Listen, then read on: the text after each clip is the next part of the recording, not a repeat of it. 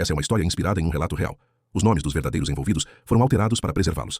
Se você quer contar sua história de separação ou divórcio, entre em contato pelos canais disponíveis na descrição do vídeo ou na bio. Fiquei grávida do padre. Eu nasci onde o vento parece mais antigo do que as pessoas. Aqui, quando a madrugada avança, o minuano entra por baixo das portas, arrepia os cabelos da nuca e lembra que, por mais que a gente se ache forte, sempre existe alguma força do lado de fora capaz de atravessar nosso corpo e bagunçar nossa coragem. Cresci nesse pedaço de mundo que não direi o nome. Uma cidade pequena, feita de ruas de pedra, casas de madeira com pintura gasta e um campanário que domina a paisagem como um olho sempre aberto. O sino da igreja marca as horas com um som que não pergunta se estamos prontos. Chama e pronto. Quando eu era criança, achava que aquele som vinha direto do céu, um recado de Deus para todos os telhados. Mais tarde, entendi que o céu, por aqui, gosta de enviar mensagens por caminhos humanos. A maioria delas dói. Minha mãe sempre teve mãos que sabiam rezar mesmo quando lavavam panelas ou dobravam roupa no pátio. Ela não recitava a fé como quem fala de medo, e sim como quem lixa um móvel velho até fazer a madeira voltar a brilhar. Meu pai era homem de poucas palavras e de uma disciplina que assustava. Acordava antes do primeiro galo, tomava café preto tão quente que parecia castigo. Saía para o trabalho com a mesma roupa engomada de sempre e voltava com o cheiro do dia grudado nas mangas. Não era de abraço, não era de conversa. Tinha um tipo de presença que os antigos chamariam de respeito. Aprendi com ele que silêncio também educa. Aprendi com minha mãe que silêncio pode curar. Bem mais tarde, aprendi que silêncio também mata. Eu era a caçula, e como toda caçula vivi muito tempo com a testa apontada para cima, olhando o céu e tentando decifrar os adultos. Minha escola tinha cheiro de giz úmido, janelas emperradas e um pátio onde as crianças gritavam como se cada grito fosse um pedaço de alegria saindo pela boca para não azedar por dentro. Eu estudava com afinco porque me ensinaram que o estudo é uma escada escondida. Pouca gente encontra. Menos gente ainda tem fôlego para subir. Mas quem sobe não desce do mesmo jeito. Eu subia devagar, equilibrando cadernos e expectativas. Queria ser alguém, expressão que por aqui significa ir embora, conseguir um emprego melhor que o do pai, não depender da boa vontade de vizinho, comprar roupa nova na virada do ano sem precisar parcelar no carnê. Um pouco antes de terminar o ensino médio, precisei trabalhar. Força maior, contas, a vida pedindo o que pode. Fui pro armazém, aprendi depressa a mexer na balança, a empacotar com capricho, a dar bom dia para quem chega e boa sorte para quem sai.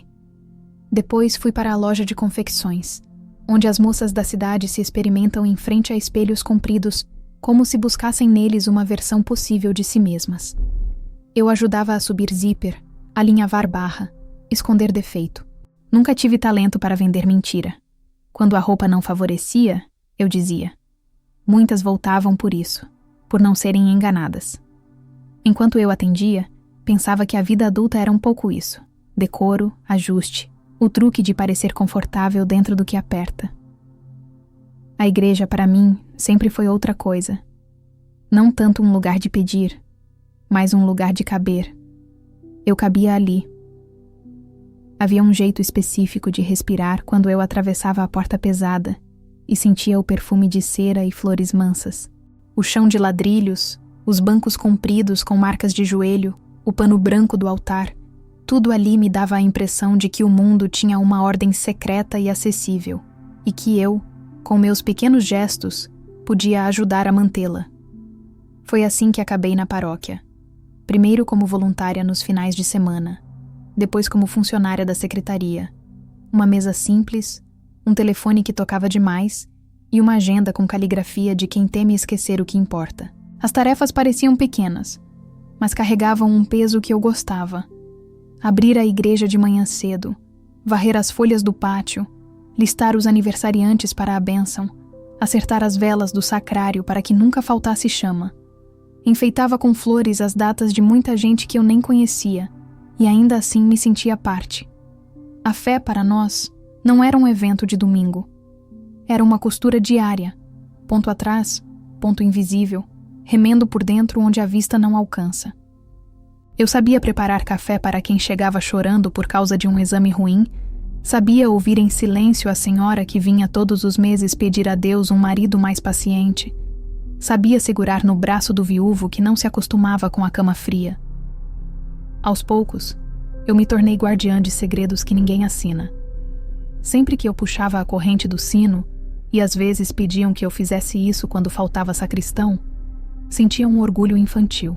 Aquilo de fazer a cidade inteira ouvir um som porque as minhas mãos puxavam uma corda é uma espécie de poder que a gente não ostenta, mas sente. Na minha cabeça de menina grande, o sino não chamava só para a missa, chamava para uma espécie de retirada do mundo. Quem vinha à igreja vinha dizer: eu ainda estou aqui, apesar. Por isso eu caprichava tanto em cada detalhe. A toalha com dobras lisas, o missal aberto no lugar, os folhetos alinhados como soldados prontos para a batalha da fé. Às vezes, quando a igreja estava vazia, eu dobrava o joelho e falava com Deus como quem conversa com o vento. Não era oração de pedir coisa, era de perguntar. Eu perguntava se a vida seria sempre essa repetição exata.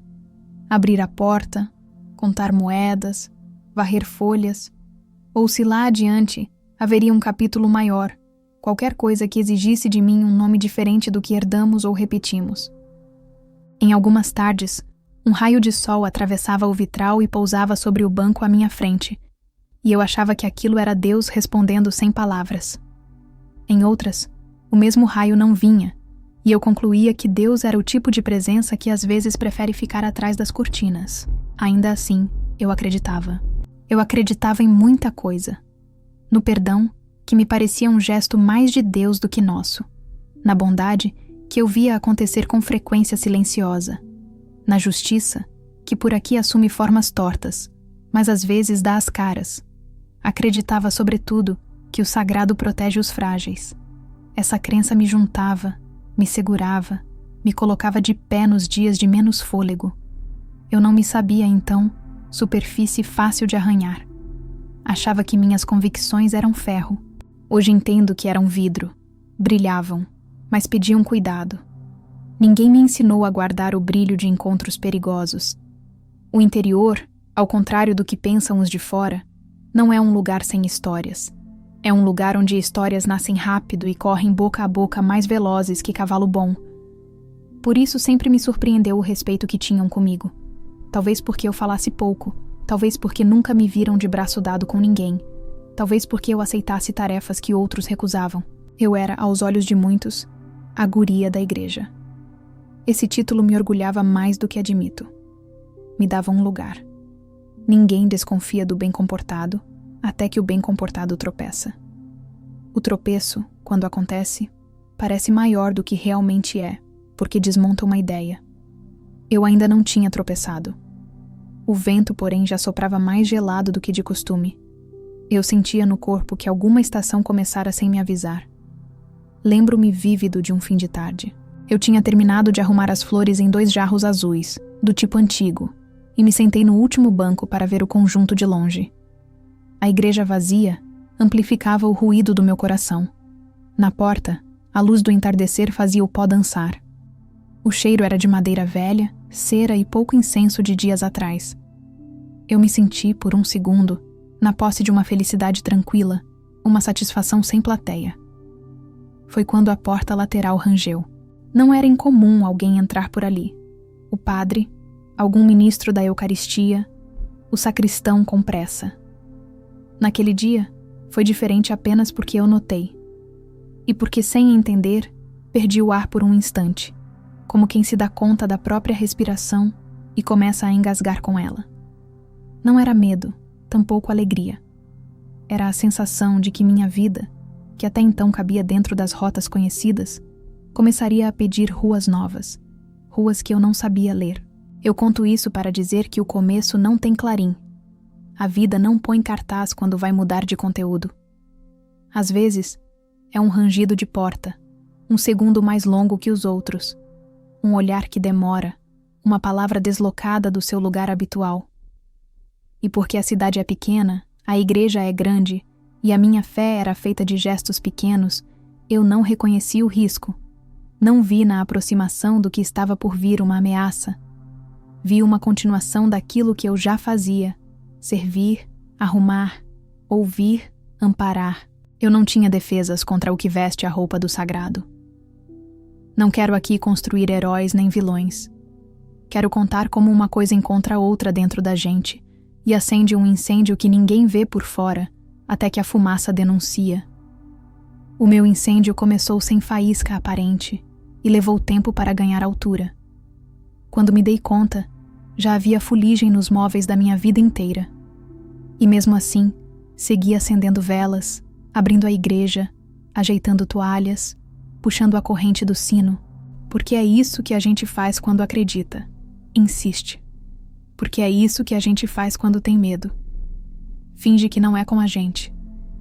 O interior do Rio Grande do Sul tem um jeito próprio de guardar segredos. Não é trancando a chave. É espalhando o segredo tão miúdo na rotina que ele vira poeira. E poeira ninguém pergunta de onde veio. Eu virei boa em varrer poeira para baixo do tapete do coração.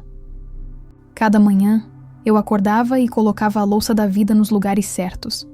Um prato de obrigação, um copo de afeto para quem precisasse, um talher de esperança. À noite, contava mentalmente as pequenas vitórias.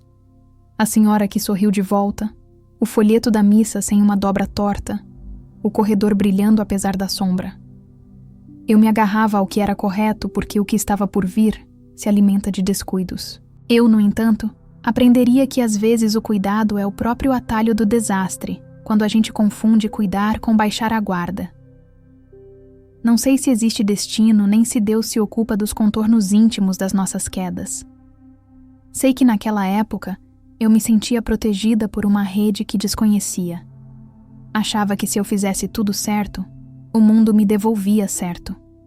É bobagem, mas é humano. Eu fazia, então, tudo certo. Não bebia, não tinha namorado, não falava alto, não inventava moda na roupa, não faltava no trabalho. Acreditava que essa soma de retidões me garantiria um caminho sem abismos. Quem não erra também cai. Cai de um jeito mais dolorido porque cai do alto que construiu com tanto esforço. É importante dizer que não havia em mim desejo de transgressão. Se houvesse, talvez eu reconhecesse sinais. Eu caminhei para dentro do que me destruiu achando que entrava mais fundo no que me salvava. Essa é a pior forma de engano. Quando a estrada tem o mesmo calçamento da rua onde você mora, e mesmo assim te leva longe de casa. Ainda não posso dar nomes, nem quero. A cidade permanece sem nome, porque o nome convoca testemunhas, e eu quero, neste capítulo, guardar para mim o direito de ser a única testemunha do que fui antes de começar a me desfazer. Meu nome, esse sim, eu digo, Luciana. Digo para não esquecer quem narra. Digo para me responsabilizar pelo que lembro e pelo que escolho calar. Digo para a menina que eu fui ouvir e reconhecer a voz da mulher que aprendeu tardiamente que o sagrado não é seguro quando o humano o usa como esconderijo. Naquele fim de tarde, o vento diminuiu, as flores nos jarros azuis se aquietaram e eu fechei a igreja com a sensação estranha de ter deixado algo aberto. Cheguei em casa com cheiro de vela nas mãos e um gosto de metal na boca, como quando a gente morde a língua e o sangue insiste em avisar que está ali. Minha mãe perguntou se eu queria sopa. Meu pai fez um comentário sobre o tempo que virava. Eu disse que estava cansada e fui para o quarto cedo. Deitei de lado, olhei pela janela à sombra das árvores riscando a parede e soube, sem saber, que minha vida estava prestes a aprender o preço de acreditar com os olhos fechados. Dormir naquela noite foi como andar descalça sobre pedras lisas à beira do rio. Um cuidado exagerado a cada passo. O medo de escorregar, a vontade de chegar do outro lado.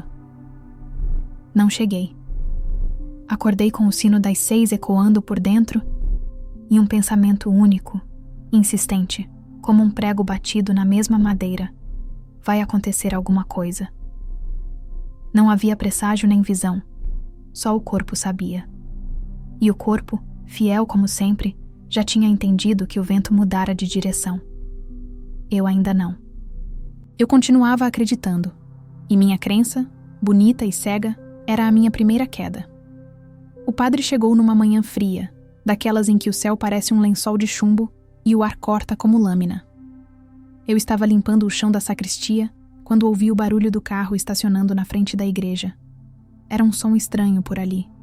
O padre antigo não tinha carro, e os poucos que passavam naquela rua o faziam devagar, como se tivessem medo de incomodar o silêncio.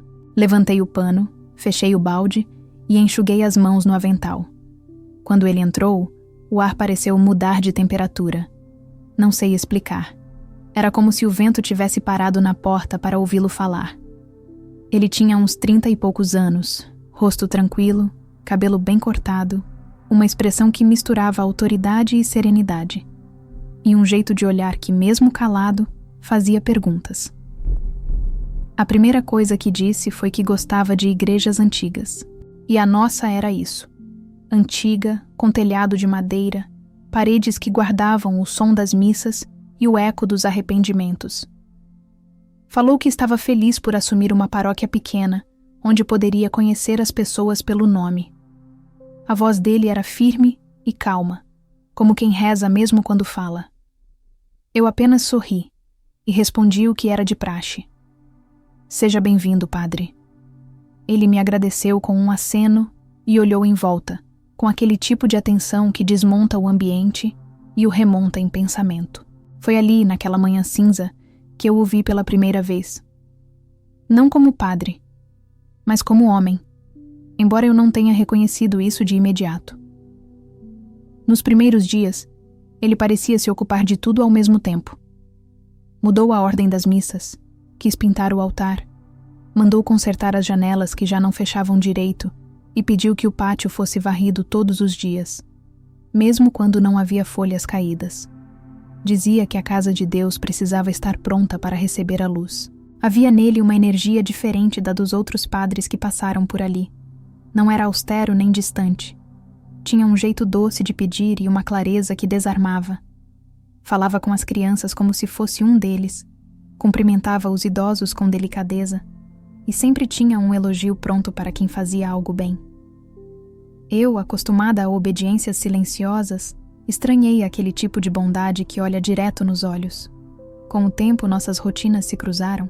Eu chegava cedo para preparar as flores e o altar, e ele já estava por ali, de mangas arregaçadas, empurrando bancos, alinhando os folhetos, apagando velas gastas. No início, trocávamos apenas frases neutras, de serviço. Bom dia, Luciana. Bom dia, padre. A toalha nova está no armário. Obrigado. Mas havia algo diferente na maneira como ele pronunciava meu nome. Era como se a palavra tivesse outro peso na boca dele. Uma pausa, uma reverência breve, quase um carinho. E eu, sem perceber, comecei a esperar por isso. Esperar por um som. Esperar por uma presença. Na paróquia, era comum que as pessoas procurassem o padre para desabafar. E ele ouvia a todos. Um dia, depois de uma missa de finados, ficamos sozinhos. Eu recolhi as flores murchas do altar quando ele perguntou se eu acreditava que as pessoas continuavam perto depois que morrem. A pergunta me pegou desprevenida. Eu disse que sim, que achava que o amor não morre junto com o corpo, que ele fica no ar como o cheiro de roupa lavada. Ele sorriu e respondeu que também pensava assim. Depois me contou, quase sem querer, que perdera a mãe ainda jovem e que às vezes sentia falta de conversar com ela. Fiquei em silêncio. Era estranho ouvir um padre falar de saudade. Parecia que ele abria uma brecha por onde o humano escapava do hábito da santidade. A partir daí, nossas conversas começaram a acontecer com mais frequência. Às vezes, na cozinha da paróquia, enquanto o café esquentava no fogão a lenha. Outras, no pátio, quando ele voltava das visitas aos enfermos. Ele gostava de falar sobre as pequenas coisas, o clima, as plantações, o som das chuvas longas. E eu descobria nele um tipo de inteligência mansa, sem pressa de vencer o outro, sem necessidade de mostrar saber. Dizia que Deus mora nas repetições e que a fé é, no fundo, uma forma de paciência. Aquilo me encantava. Era como se pela primeira vez alguém traduzisse o que eu sempre senti, mas nunca consegui explicar. Os meses seguintes correram com a velocidade de quem se acostuma. A presença dele se tornou parte da minha rotina, como o toque do sino, como o cheiro de cera derretendo. Quando eu arrumava o altar, já sabia onde ele deixaria os livros. Quando eu preparava o café, sabia que ele preferia sem açúcar. Essas pequenas previsões, que parecem simples, eram, na verdade, o início de uma intimidade que não ousava dizer seu nome. Às vezes eu ouvia lendo na varanda lateral e me pegava observando as mãos dele. Firmes, longas, limpas, descansando sobre as páginas. Mãos que abençoavam e, ainda assim, pareciam feitas para o mundo. Uma tarde, ele me chamou na sala paroquial. Disse que precisava de ajuda para organizar alguns papéis antigos. Sentei diante dele e começamos a separar pastas, recibos, relatórios. O som das folhas sendo viradas enchia o silêncio entre nós. Eu sentia o cheiro do incenso misturado ao perfume discreto do sabonete dele. Era um cheiro limpo, quase sagrado. Quando nossas mãos se tocaram por engano, ao pegar o mesmo papel, retirei a minha depressa, envergonhada. Ele apenas olhou, como quem entende, e continuou o trabalho. A partir desse dia, percebi que o meu corpo também estava acordando para algo que eu não sabia nomear. Houve uma noite em que a chuva caiu sem trégua. A missa terminou cedo, e muitos fiéis foram embora correndo. Eu fiquei para ajudar a fechar tudo. Ele também ficou. A luz piscava, o vento batia nas janelas, e o som da água nos telhados era quase uma música. Enquanto guardávamos os bancos, ele falou, baixo, que às vezes se sentia só. Disse isso olhando para o chão, como quem confessa algo que não deveria. Eu não soube o que responder. Só fiquei ali, segurando uma vela acesa, vendo o reflexo da chama tremendo nos olhos dele. Foi a primeira vez que percebi que solidão também mora em quem parece ter tudo sob controle. Depois daquela noite, comecei a pensar nele mais do que devia. Tentava rezar e a imagem dele atravessava as palavras. Era como se meu pensamento tivesse sido batizado pelo rosto dele e agora carregasse esse nome em segredo. Tentei evitar, me ocupei mais, mas tudo parecia me levar de volta àquele ponto. Quando ele falava comigo durante o dia, eu sentia o eco da voz dele à noite. Quando ele passava perto, o ar parecia mais denso. Eu comecei a me preocupar comigo mesma. Pedi perdão a Deus. Tentei afastar o sentimento. Mas ele crescia como uma raiz por baixo do chão. Silenciosa, insistente, impossível de arrancar sem arrancar junto um pedaço de mim. O padre, por sua vez, parecia agir como se nada mudasse. Cumpria suas funções, atendia confissões, sorria nas celebrações, pregava sobre o amor divino. Mas às vezes, quando eu o encontrava de surpresa, como quem vira à esquina e dá de frente com o próprio pensamento, havia nele um olhar breve, fugaz, que dizia o que a boca nunca diria, e era o suficiente para me abalar por dentro. Aquele olhar era um idioma que só nós dois entendíamos, mesmo sem admitir que falávamos a mesma língua. As pessoas da cidade começaram a comentar que eu tinha virado sombra do padre. Diziam com tom de brincadeira. Mas as palavras têm um jeito cruel de plantar desconfiança. Eu fingia não ouvir. Dizia a mim mesma que era apenas zelo, dedicação ao trabalho, amor pela casa de Deus. Mas quando a mentira é repetida com piedade, ela vira conforto. Eu me sentia segura dentro daquela justificativa. Certa manhã, ele me chamou para acompanhá-lo a uma comunidade vizinha, onde celebraria uma missa. Fomos de carro, o caminho era de terra batida, e o céu se abria num azul quase irreal. No trajeto, ele me perguntou se eu era feliz. A pergunta foi tão simples e tão direta que me desarmou. Eu disse que sim, mas a resposta saiu fraca, quase uma dúvida. Ele sorriu, um sorriso triste, e respondeu que às vezes a felicidade é só um nome bonito que a gente dá para a calma que o medo deixa ficar. Ficamos em silêncio o resto do caminho. Na volta, o sol se punha atrás dos morros, e a estrada parecia derreter de luz.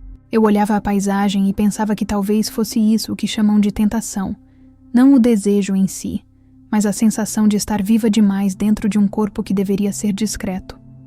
Eu tentava entender onde estava o pecado, se em sentir, se em calar, se em continuar indo todos os dias àquele mesmo lugar, onde a fé e o perigo se confundiam cada vez mais.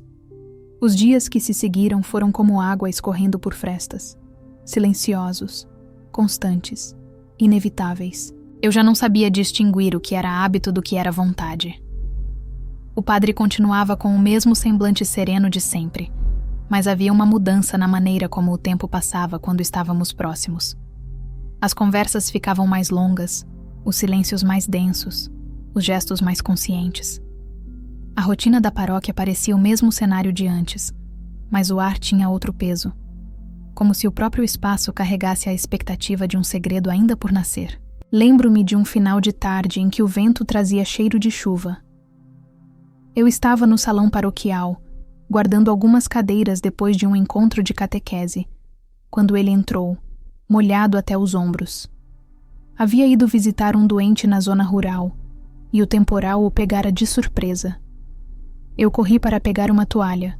Ele agradeceu, e começamos a rir do absurdo de um padre encharcado, pingando água no chão.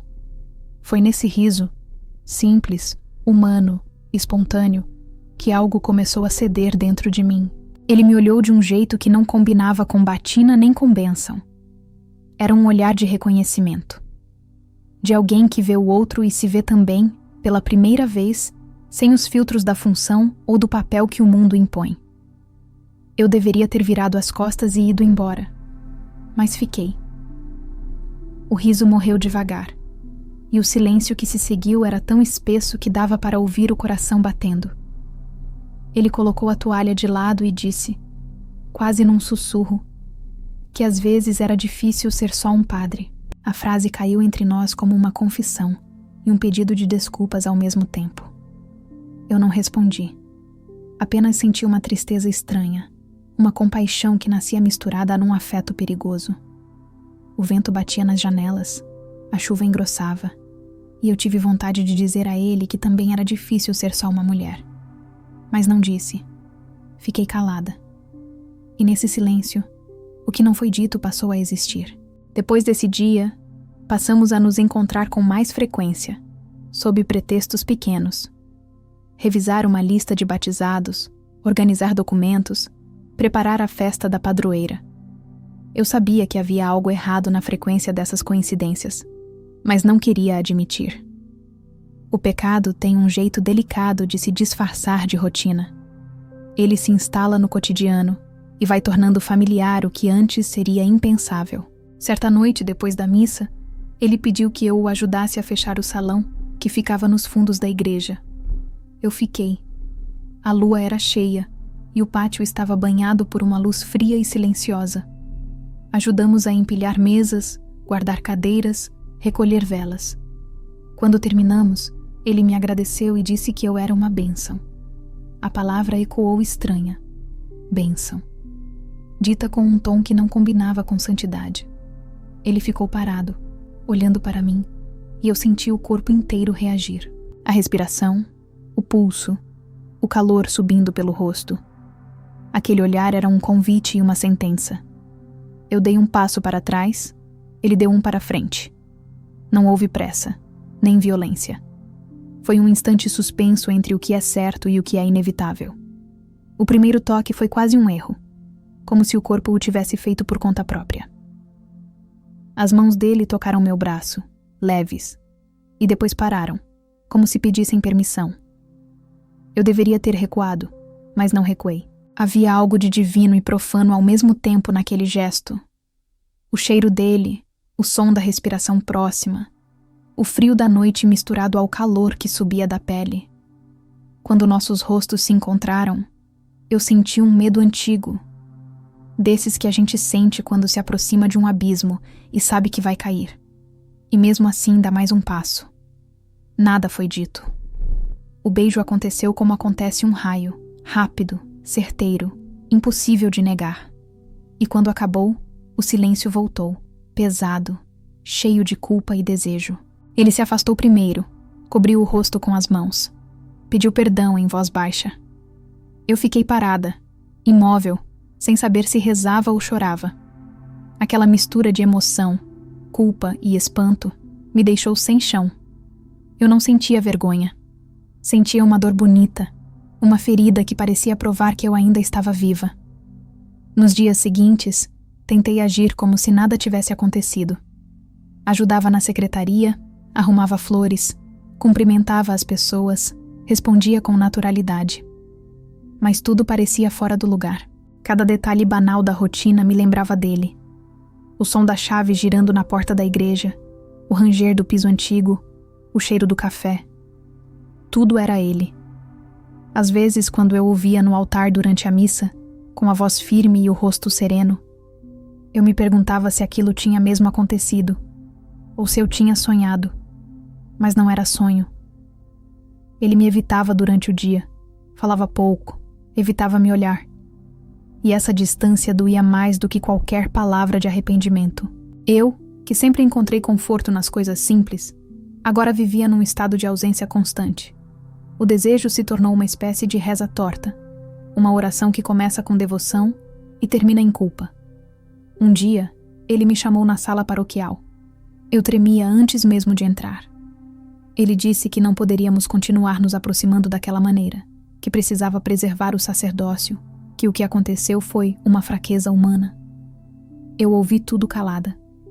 As palavras dele doíam mais por parecerem corretas. Eu sabia que ele tinha razão, mas a razão não consola quando o coração já foi invadido. Ele pediu que eu o perdoasse, e eu disse que não havia nada a perdoar. A mentira saiu fácil, como saem todas as mentiras que a gente quer acreditar. Depois dessa conversa, tentei me afastar. Fiquei dias sem aparecer na paróquia.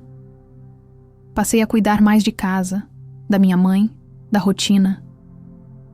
Mas a ausência dele era um tipo de presença que me perseguia. À noite, eu sonhava com a igreja vazia, o sino batendo sozinho, e acordava com o corpo tremendo. Voltei a rezar como antes, mas minhas orações tinham buracos. Era como se Deus tivesse se recolhido e me deixado falando sozinha. Quando voltei, ele me recebeu com naturalidade, como se nada tivesse acontecido. Falamos sobre o trabalho, sobre os próximos eventos. Eu fingia calma, mas dentro de mim havia um tumulto que não sabia nomear. E foi nessa convivência fingidamente tranquila que o inevitável se consolidou. Um toque no ombro aqui, um olhar mais demorado ali, uma desculpa qualquer para ficarmos sozinhos. O amor, se é que se pode chamar assim, se esconde bem quando quer sobreviver. Houve um dia em que tudo pareceu voltar ao início. A igreja estava vazia, o sol entrando pelos vitrais, o ar quieto. Eu estava ajoelhada, trocando as velas do altar, quando ele entrou e ficou me observando em silêncio. Senti o olhar dele como se fosse uma mão pousando nas minhas costas. Quando me virei, ele disse apenas: "Você me faz esquecer o que eu sou." Essas palavras me atravessaram como uma lâmina. Eu sabia que, a partir dali, não havia mais volta. A partir dessa noite, passamos a nos encontrar escondidos, sempre depois que a cidade dormia. O sino já não era o som da fé, era o som do perigo. Nos víamos na casa paroquial, com as luzes apagadas e o mundo do lado de fora. Ele falava de culpa, de medo, de castigo, e eu falava de amor. Palavras que nunca se encontravam no meio. Era um amor sem testemunhas, sem futuro, sem bênção. Eu me sentia dividida, metade mulher, metade pecado. E ainda assim o procurava. A cada encontro, a culpa crescia. Depois, vinham os dias em que ele me evitava, rezava mais, pregava sermões sobre o pecado e a tentação, e eu me encolhia no banco da igreja, sentindo que cada palavra era para mim. Eu queria desaparecer, mas algo mais forte me mantinha ali. Talvez fosse o vício de sentir. Talvez fosse o medo de perder o que me restava de fé. Até que uma noite ele me disse que precisávamos parar de vez, que o que estávamos fazendo ofendia a Deus, que deveríamos nos confessar e pedir perdão. Eu chorei. Disse que não era justo, que ele podia continuar sendo padre, e eu ficaria com o peso de tudo. Ele me olhou e não respondeu. A confissão ficou no ar, como uma vela acesa demais, pronta para apagar sozinha. Foi nesse silêncio que eu percebi. O que começou como fé, terminou como queda. Eu não sabia mais onde acabava Deus e começava Ele. E talvez esse tenha sido o meu verdadeiro pecado. Ter confundido amor com redenção, desejo com promessa, carne com milagre. Eu lembro do dia em que percebi que algo estava diferente no meu corpo. Era uma tarde abafada, daquelas em que o ar parece pesar nos ombros. Eu estava varrendo o chão da igreja e, de repente, o cheiro da cera me deu enjoo. Tive que sentar. Achei que fosse fraqueza, talvez um mal-estar qualquer. Mas os dias foram passando e o enjoo voltou, junto com um atraso que eu não quis acreditar que tinha significado. Eu contava os dias tentando me enganar. Rezava para que fosse nervoso, tensão, qualquer coisa menos o que eu já sabia no fundo. O corpo tem uma maneira cruel de revelar o que o coração ainda tenta esconder.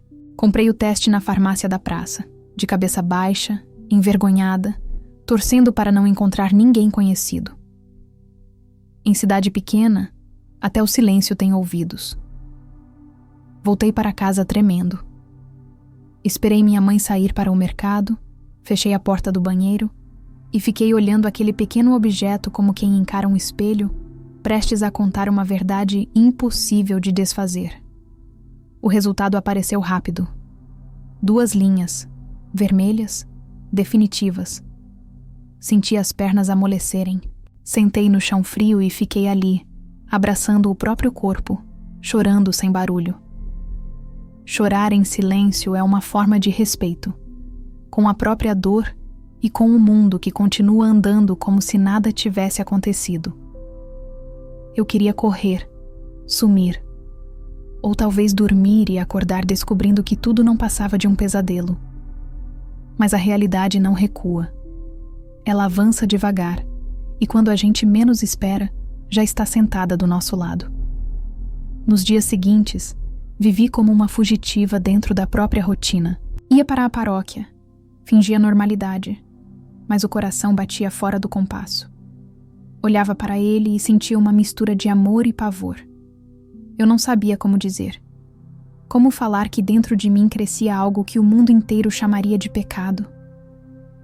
Esperei 1 semana, depois 2, tentando encontrar coragem. Até que uma manhã, depois da missa, eu pedi para conversar com ele. Nosso encontro foi na sala paroquial, a mesma onde tantas vezes rimos e dividimos o silêncio. Ele percebeu que eu estava nervosa. Perguntou se estava tudo bem. Eu não consegui falar de início. Só olhei para o chão, torcendo as mãos. Ele se aproximou, colocou a mão no meu ombro e disse: "Pode confiar em mim, Luciana." Essa frase, dita tantas vezes como conforto, soou diferente naquele dia.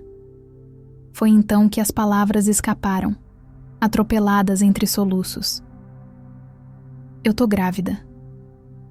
Por alguns segundos, ele ficou em silêncio. Nenhuma reação, nenhum som. Depois se afastou um pouco, como se tivesse levado um golpe. "Tem certeza?" Eu balancei a cabeça. "Tem." Ele passou as mãos no rosto, andou de um lado para o outro, sem me olhar. O ar ficou pesado, denso. Eu esperava qualquer coisa. Um abraço, uma palavra, um plano. Mas o que veio foi o medo disfarçado de razão. "Você entende o que isso significa?" Ele disse com a voz diferente, mais fria, mais distante. Eu não respondi. "Luciana, se isso vazar, se alguém souber, meu sacerdócio acaba. Eu perco tudo. A paróquia, a igreja, minha vida." Eu ouvi, quieta, tentando segurar as lágrimas. Ele continuou: "Nós precisamos resolver isso, antes que seja tarde." "Resolver?" Eu perguntei, já sabendo o que viria. "Você está me pedindo pra..." Ele interrompeu. "Eu não tô pedindo nada. Só pensa. É o melhor para nós dois." "Para nós dois?" Essas palavras ficaram martelando na minha cabeça por dias. Eu repetia mentalmente, tentando encontrar nelas algum vestígio de amor. Mas não havia amor, havia medo. Ele começou a evitar me ver em público. Mandava recados por bilhetes, curtos, diretos. Eu ouvia de longe durante a missa, falando sobre virtude, sobre a pureza da fé, e sentia uma raiva que doía mais que culpa. À noite, eu chorava em silêncio. Minha mãe, sem saber, achava que eu estava cansada do trabalho. Eu colocava a mão na barriga e tentava entender como algo tão pequeno podia carregar tanto peso. Eu queria amar aquele filho. Mesmo nascido do erro, ele era parte de mim.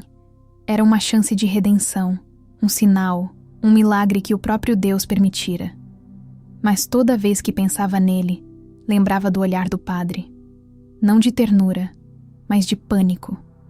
E esse olhar me fazia sentir suja, culpada, como se carregar uma vida fosse uma blasfêmia. Quando o encontrei de novo, ele estava pálido, olheiras fundas. Disse que não dormia direito, que tinha pesadelos, que o bispo viria visitar a paróquia e que o problema precisava sumir antes. A palavra problema me atravessou. Eu não era mais uma mulher amada, era um risco. Ele tentou me convencer de que estava fazendo aquilo por mim, para me proteger, para evitar o escândalo, para que minha vida não fosse destruída. As justificativas vinham vestidas de piedade, mas cheiravam a covardia. Luciana, você é jovem, ainda pode recomeçar. Eu fiz um voto, eu pertenço à igreja. Ele disse isso olhando para o chão, e eu pensei, e eu pertenço a quem? Saí dali com o peito rasgado. O vento frio do fim da tarde cortava o rosto, mas não doía tanto quanto o que eu sentia por dentro. Nos dias seguintes, comecei a definhar. Não comia, não dormia, chorava sozinha no quarto. Fui à igreja algumas vezes, só para vê-lo à distância. Ele não me olhava. Evitava até cruzar o corredor quando eu estava por perto. Eu virei uma sombra dentro do lugar onde antes me sentia viva. Então, uma noite, ele mandou um bilhete. Dizia que precisava me ver. Fui até a casa paroquial, tremendo. Ele abriu a porta, me fez sentar e começou a falar de novo. Mas não como um homem, como um padre em confissão. Disse que tinha pensado muito, que não podia deixar que aquele erro arruinasse tudo, que havia uma solução discreta. Eu entendi. Ele já tinha falado com alguém, arranjado um jeito. Eu chorei. Ele chorou também, mas o choro dele era leve, um choro de alívio antecipado. Luciana, por favor, é o certo. É a única saída. Eu quis gritar. Quis dizer que o certo seria ele assumir, segurar minha mão, enfrentar o que viesse. Mas eu sabia que ele não faria isso. Ele não era mais o homem que me falava de Deus. Era só um homem tentando salvar o próprio nome. Passei a noite acordada, olhando para o teto, com as mãos sobre a barriga. Cada batida do coração parecia uma contagem regressiva. Eu pensei em fugir, em ir para outra cidade, criar o bebê sozinha, mas não tinha dinheiro, nem para o ônibus. E havia a vergonha, a maldição do olhar dos outros, o julgamento que não perdoa, que transforma a mulher em escândalo e homem em vítima do desejo alheio. Quando aceitei, não foi por covardia, foi por exaustão. Eu queria que o silêncio voltasse, que a culpa parasse de gritar dentro de mim. No dia marcado, ele me levou até uma casa afastada, nas margens de uma estrada de chão.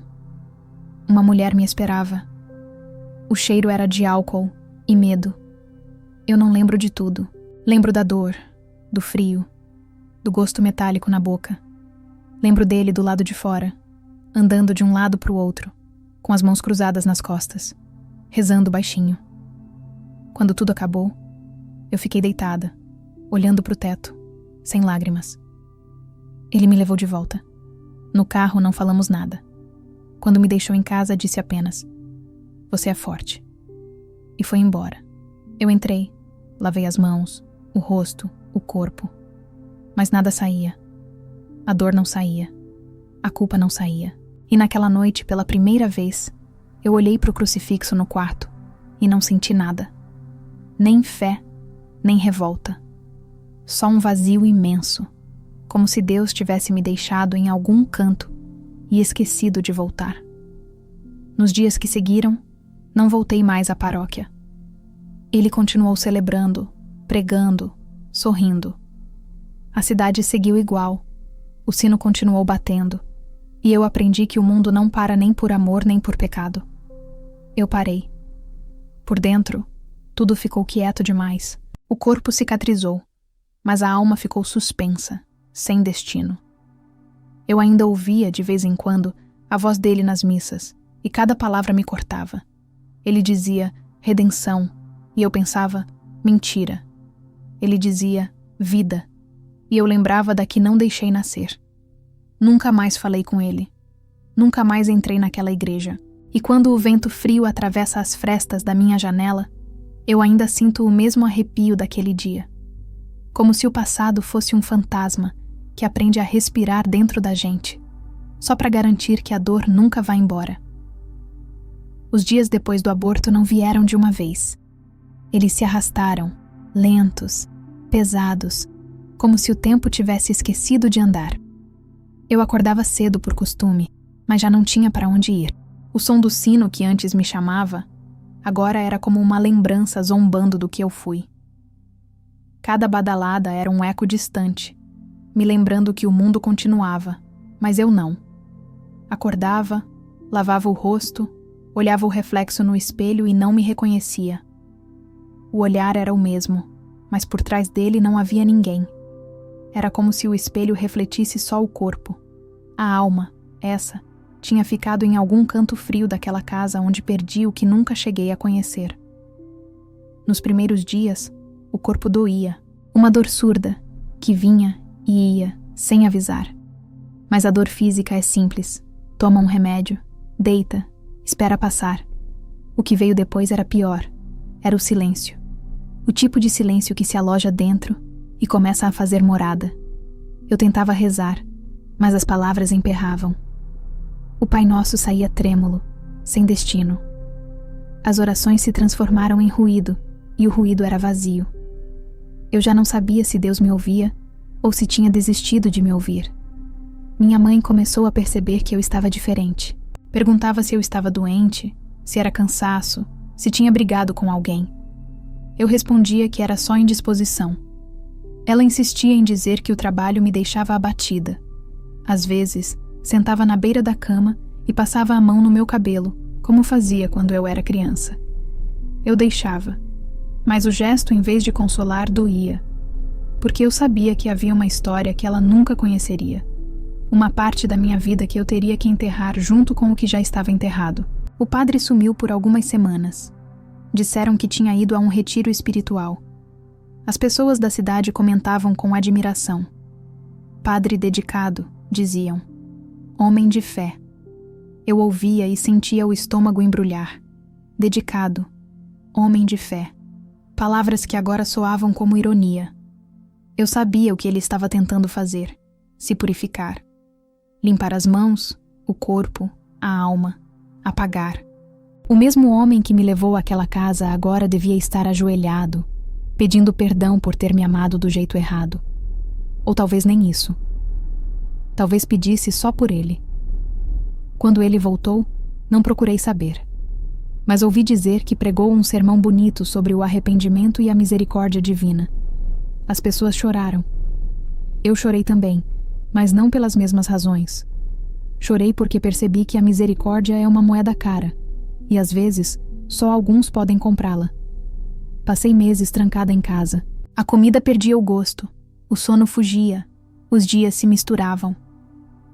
Havia momentos em que eu sentia o cheiro da igreja, o som do incenso queimando, e uma parte de mim queria voltar, fingir que nada aconteceu. Mas havia outra parte, a maior, que tremia só de pensar em atravessar aquela porta de novo. A fé que antes me segurava agora era o próprio abismo. A vizinhança começou a comentar. Luciana anda abatida, diziam. Tá diferente. Em cidade pequena, o diferente é sempre suspeito. Alguns achavam que eu estava doente. Outros inventavam que eu tinha me desentendido com o padre.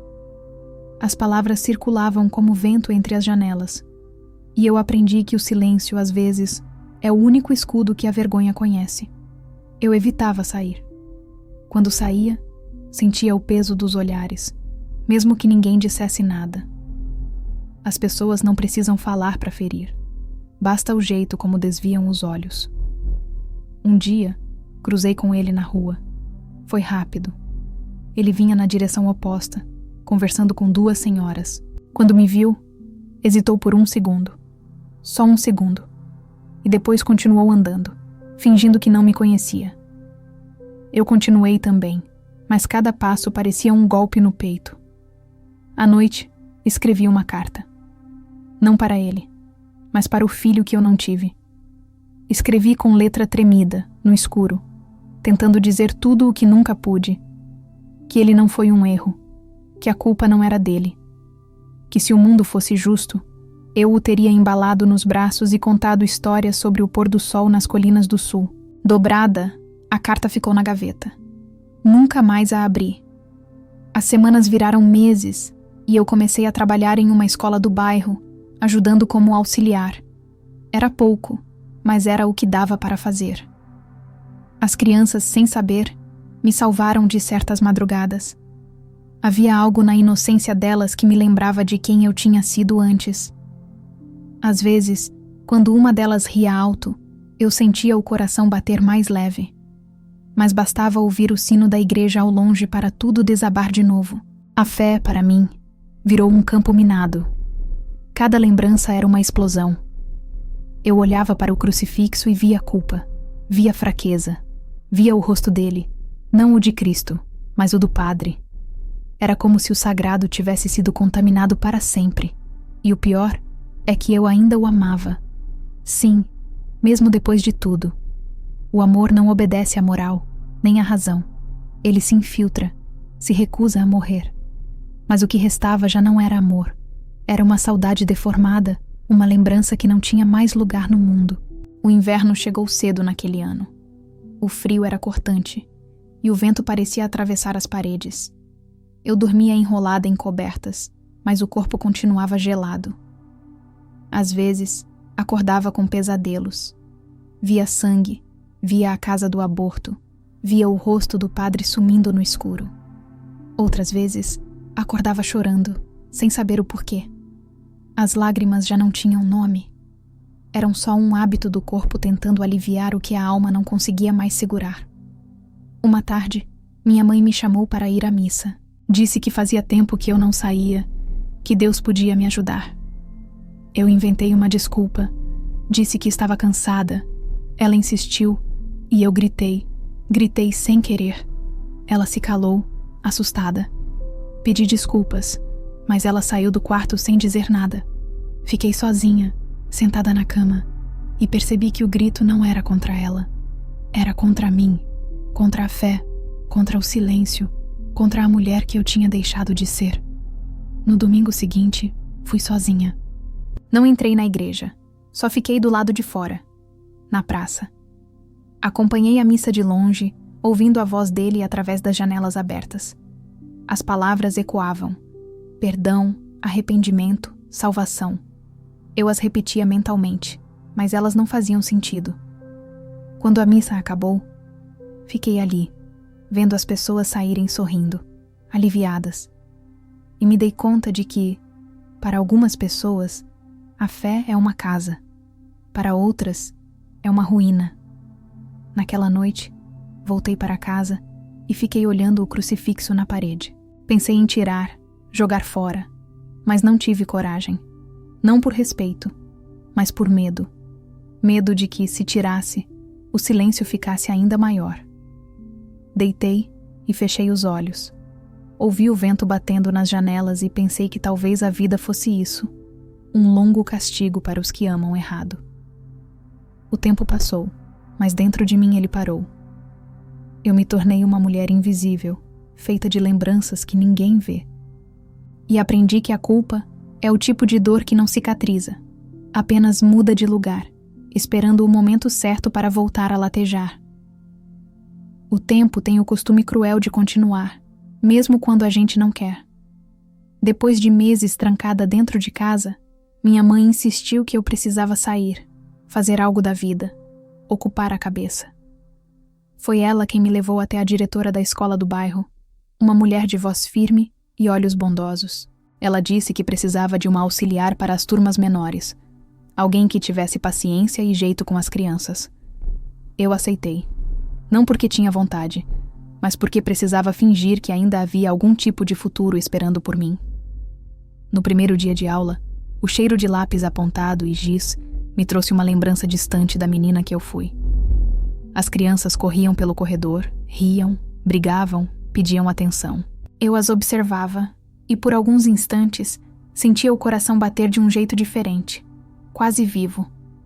Quando uma menina pequena me abraçou, sem motivo, eu chorei. Disfarcei o choro com um sorriso e continuei o dia. Era como se o toque dela tivesse acordado algo dentro de mim, uma ternura adormecida, uma saudade do que nunca aconteceu. A rotina na escola me salvava um pouco. Havia sempre barulho, risadas, vozes, movimento. E no meio da confusão, o silêncio dentro de mim parecia mais suportável. Eu voltava para casa cansada, e isso ajudava. À noite, deitava e dormia sem tantos pesadelos. Aos poucos, o corpo foi se acostumando à ausência da dor física, mas a alma continuava presa em um quarto escuro, onde o tempo não entrava. De vez em quando, eu passava pela frente da igreja, sem planejar. Mudava o caminho, fazia desvios, mas acabava ali, na calçada, olhando para as torres e ouvindo o sino de longe. O som, que antes era sinal de fé, agora me feria como uma lembrança que se recusa a morrer. Eu via as pessoas entrando, sorrindo, cumprimentando o padre, e sentia uma mistura de raiva e inveja. Raiva por ele continuar ali, intacto, com o mesmo olhar sereno, as mesmas palavras bonitas. Inveja por ele ainda ter um lugar no mundo, enquanto eu me tornara um segredo maldito. Ele nunca mais falou comigo, nem um olhar. Era como se eu tivesse deixado de existir, mas a ausência dele era mais barulhenta do que qualquer palavra. Eu o via de longe nas procissões, nas festas da paróquia, nas missas que minha mãe ainda frequentava. Ele parecia mais confiante, mais admirado, quase santo aos olhos da cidade. Diziam que era um padre exemplar, que tinha ajudado famílias, aconselhado casais, trazido novos fiéis. Eu ouvia tudo e sentia o estômago se revirar. Certa vez, durante o recreio, uma colega de trabalho começou a falar sobre ele. Disse que o padre da matriz era um homem diferente, que falava com uma paz que tocava o coração. Você já ouviu uma missa dele, Luciana? É emocionante. Eu apenas balancei a cabeça, forçando um sorriso.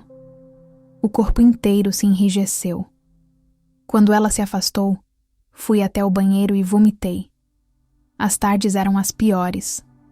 A escola esvaziava, o sol caía, e eu voltava para casa sozinha pelas ruas de pedra. O vento do sul cortava o rosto, e o barulho dos meus passos ecoava mais do que devia. Nesses momentos, o passado voltava com força. Eu revivia cada instante. O primeiro olhar, o toque, o medo, o choro. Era como assistir à própria ruína em câmera lenta. E por mais que tentasse, eu não conseguia mudar o final. Minha mãe dizia que eu estava melhor, que o trabalho me fazia bem. Eu deixava que ela acreditasse. Aprendi que às vezes é preciso deixar os outros se enganarem para que continuem nos amando. Ela falava em Deus, em fé, em esperança. Eu sorria, mas dentro de mim havia apenas cansaço. Eu já não acreditava em nada, nem em castigo, nem em salvação. Quando olhava para o céu, via apenas o vazio. E, curiosamente, o vazio me acalmava. Uma tarde, encontrei com ele por acaso na feira. Estava comprando frutas com algumas paroquianas. Quando nossos olhos se cruzaram, senti o mundo parar por um instante. Ele desviou o olhar, fingiu não ver.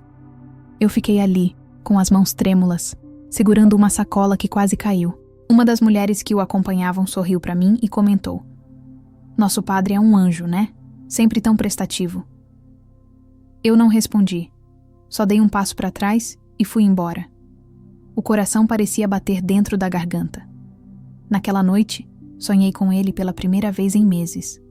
No sonho, estávamos dentro da igreja, mas não havia ninguém. Ele estava de batina, sentado nos degraus do altar, com a cabeça entre as mãos. Eu me aproximava, colocava a mão no ombro dele e dizia que o perdoava. Mas quando ele levantava o rosto, não tinha olhos. Era só um vazio escuro, um buraco no lugar do olhar. Acordei gritando. Depois desse sonho, passei a evitar qualquer lembrança.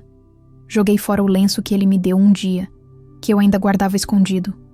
Queimei o bilhete que ele escreveu, aquele que dizia: "Você é forte."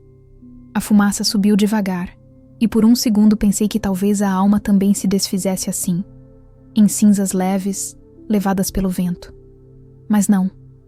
O que dói de verdade fica dentro, quieto, esperando o próximo silêncio para reaparecer. No trabalho, comecei a ser chamada de Professora Luciana, e esse nome novo me dava uma sensação estranha de recomeço.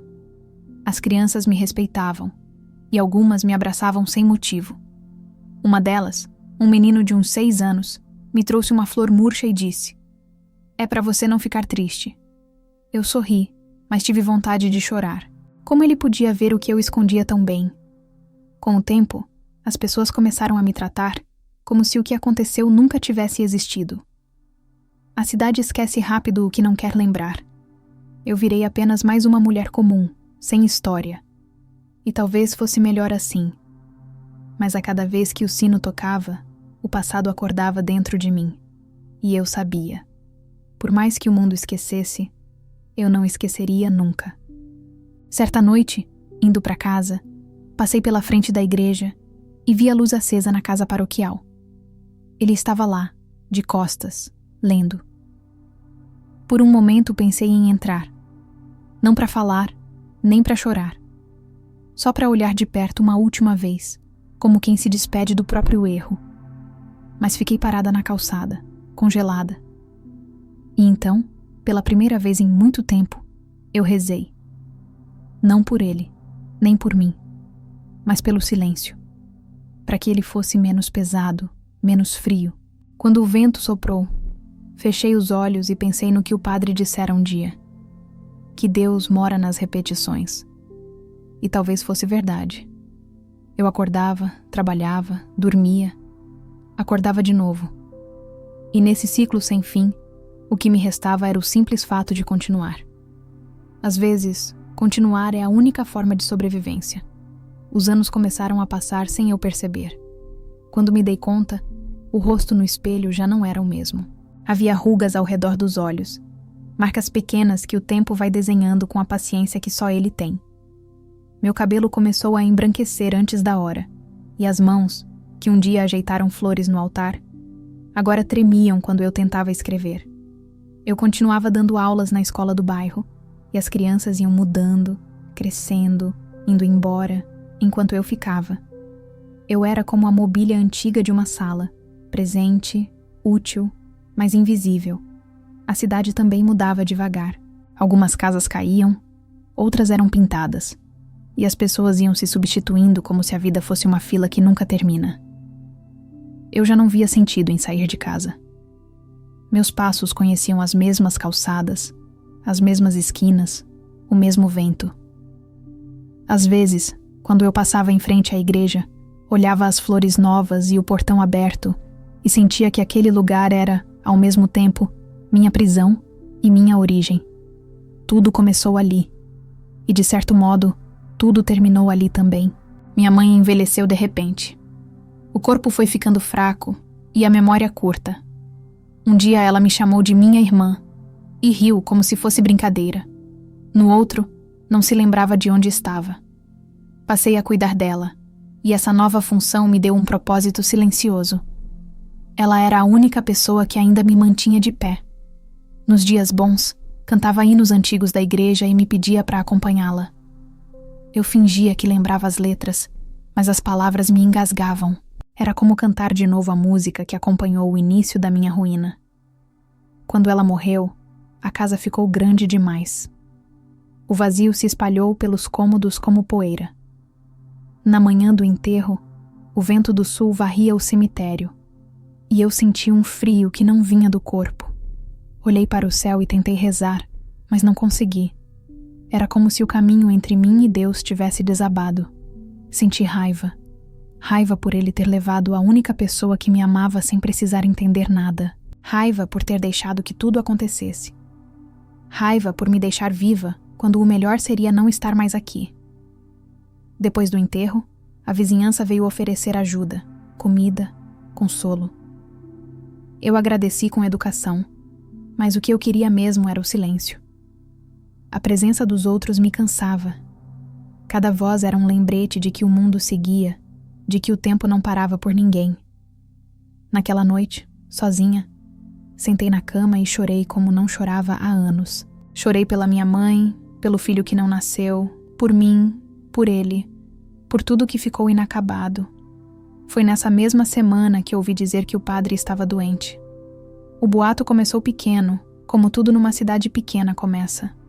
Dizem que ele anda fraco, parece que não celebra mais com tanta força, está mais magro, abatido. Eu ouvi sem reagir, fingindo desinteresse, mas dentro de mim algo se remexeu. Era como se o coração, que eu já acreditava morto, desse um pequeno espasmo. Pensei que era castigo, e uma parte de mim se envergonhou por pensar assim. Alguns dias depois, vi com meus próprios olhos. Eu voltava da escola quando ele passou devagar pela rua, acompanhado por um rapaz jovem, provavelmente um seminarista. Caminhava curvado, apoiado em uma bengala, o rosto pálido, os olhos baixos. Quase não o reconheci. A batina parecia grande demais para o corpo, e por um instante, algo dentro de mim, algo que eu não sabia se era compaixão ou tristeza, me fez querer atravessar a rua, chamar por ele, perguntar se estava bem. Mas não fiz. Fiquei parada, escondida atrás de um poste, observando o homem que, anos atrás, me ensinara o gosto amargo da fé. Ele parou por um momento, levantou o rosto e olhou em volta. Não sei se me viu, mas aquele olhar, mesmo cansado, ainda tinha o mesmo peso. Foi o suficiente para me tirar o ar. Quando ele foi embora, as pernas me faltaram e precisei sentar na calçada. O passado, que eu tanto tentei enterrar, voltou inteiro. O toque, o medo, o sangue, o som das preces que nunca chegaram ao céu. Eu percebi ali que não existe distância suficiente entre uma mulher e o que a destruiu. A lembrança não envelhece. Ela só muda de roupa. Depois disso, passei a vê-lo de vez em quando, sempre de longe. Às vezes no portão da igreja, outras caminhando devagar até a praça. Ele envelhecia rápido, como se o tempo tivesse decidido cobrar tudo de uma vez. E pela primeira vez, eu senti pena. Pena de quem um dia eu amei e temi. Pena de quem me prometeu o céu e me entregou o inferno. As pessoas continuavam a tratá-lo como um santo. Falavam das obras, das caridades, das palavras sábias. Ninguém imaginava o que havia por trás daquele olhar cansado. Eu, que sabia, guardava o segredo como quem carrega uma pedra dentro do peito. E, estranhamente, comecei a entender o que ele havia dito uma vez. Que o pecado é uma sombra que não se desfaz com o perdão, apenas aprende a andar junto. Com o tempo, os boatos sobre a saúde dele aumentaram. Falaram em doença nos pulmões, depois em coração fraco. Até que um dia, alguém comentou na escola que ele havia sido transferido para outra cidade, para descansar. Eu não soube se era verdade. Só sei que nunca mais o vi. Nenhum jornal local noticiou sua partida.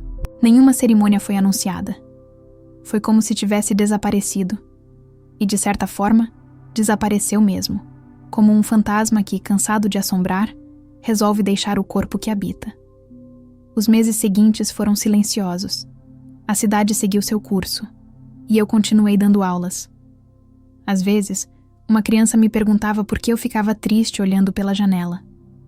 Eu respondia que estava pensando no passado.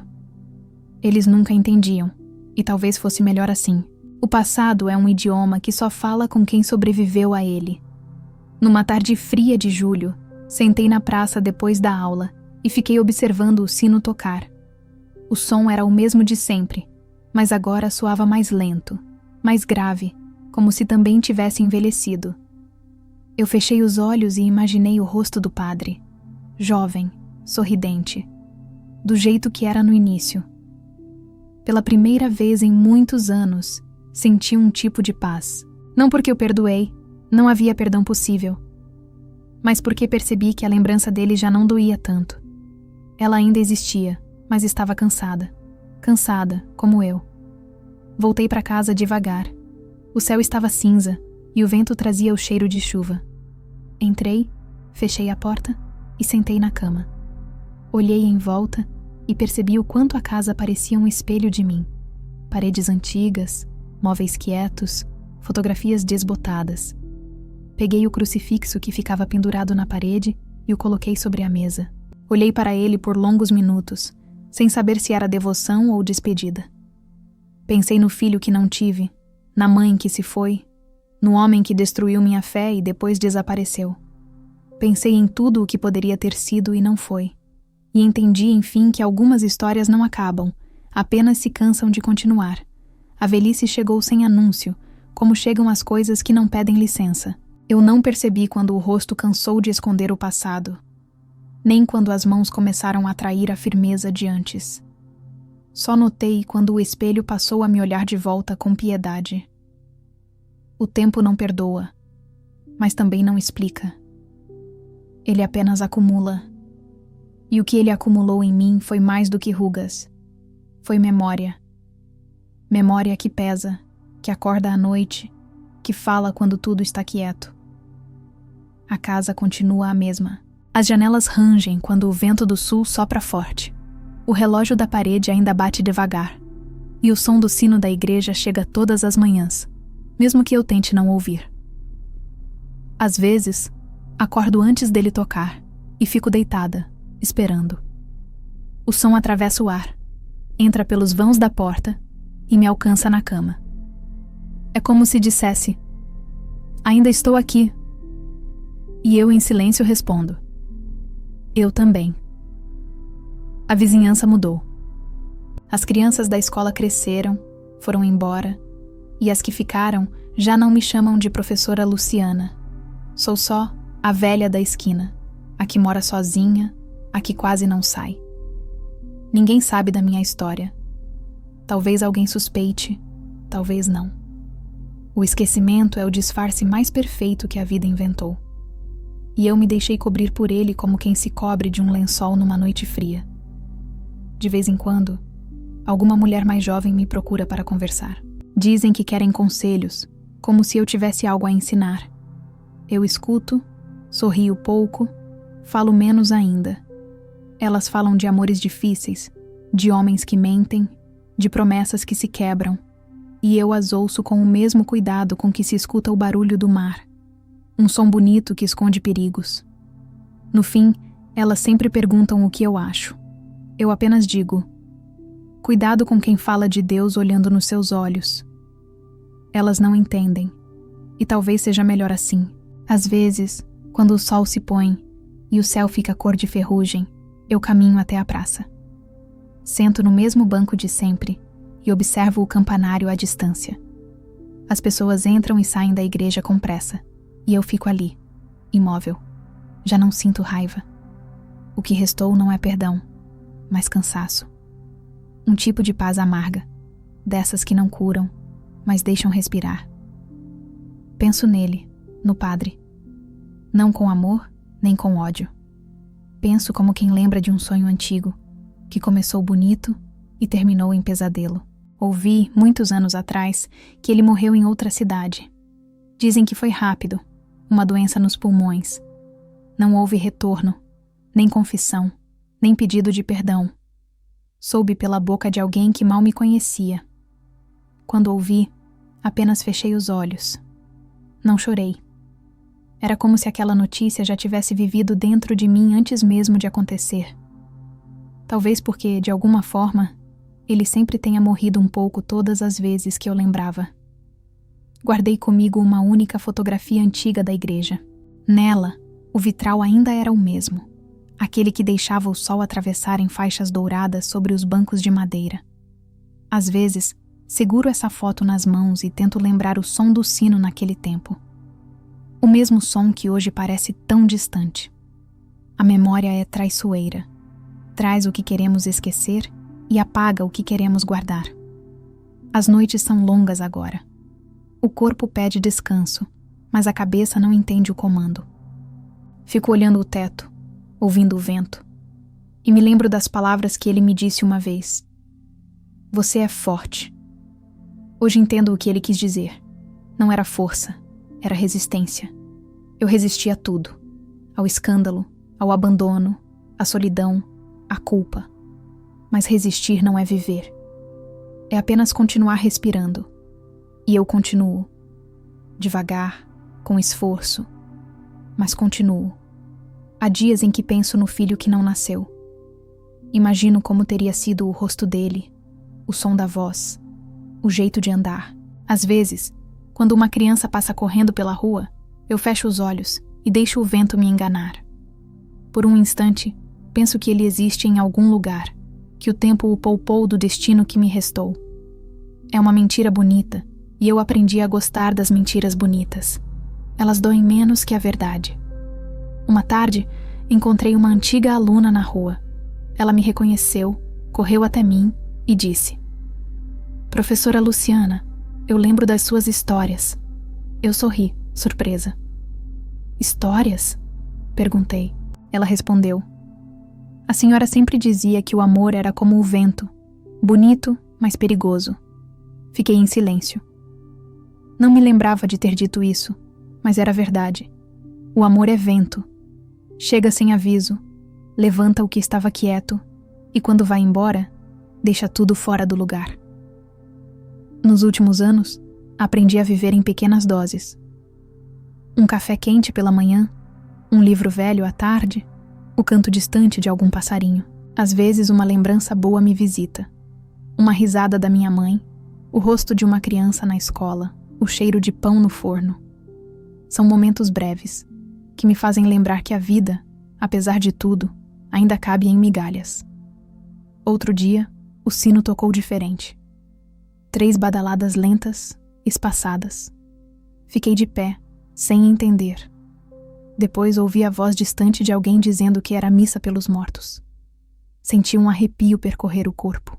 Fechei os olhos e imaginei o som subindo pelos céus, misturado às preces e aos nomes esquecidos. Talvez o meu também ecoe um dia, e alguém, sem saber quem fui, reze por mim. À noite, voltei para casa e sentei à mesa. O crucifixo ainda estava lá, pendurado na parede, imóvel. Olhei para ele por longos minutos e pensei em tudo o que já pedi, tudo o que neguei, tudo o que perdi. Eu não sinto mais raiva de Deus. Também não sinto fé. O que ficou é um respeito distante, como quem olha um quadro antigo sem entender o significado, mas ainda assim reconhece a beleza. O corpo cansa, os ossos doem, a memória falha. Às vezes, esqueço o dia da semana, o mês, o ano. Mas há uma coisa que nunca esqueço: o som do sino. Ele é o único que sempre volta, fiel como castigo. Quando ele toca, fecho os olhos e lembro de tudo. O altar, as flores, o vitral, o sorriso dele, o medo, o sangue, o silêncio. Tudo volta, e depois se vai, como o vento do sul levando as folhas secas do pátio. Eu já não espero nada. Nem castigo, nem perdão, nem milagre. Aprendi que a vida é feita de sobrevivências pequenas, e que o silêncio é o último abrigo de quem não tem mais o que dizer. Talvez seja isso o que me resta. O silêncio. Um silêncio pesado, denso, que ocupa o peito e o olhar. Um silêncio que não pede resposta, só espaço. Quando a noite cai e o vento sopra entre as frestas, eu penso no passado como quem pensa em um velho retrato. Uma imagem que já não dói, mas também não deixa de existir. E antes de dormir, repito uma frase que inventei para mim mesma. Nem todo pecado é esquecido. Alguns só aprendem a envelhecer com a gente. Então fecho os olhos e deixo o som do sino me embalar. Ele toca devagar, distante, como se me chamasse. E eu respondo, em silêncio, o que ninguém ouve. Estou indo devagar, como sempre fui.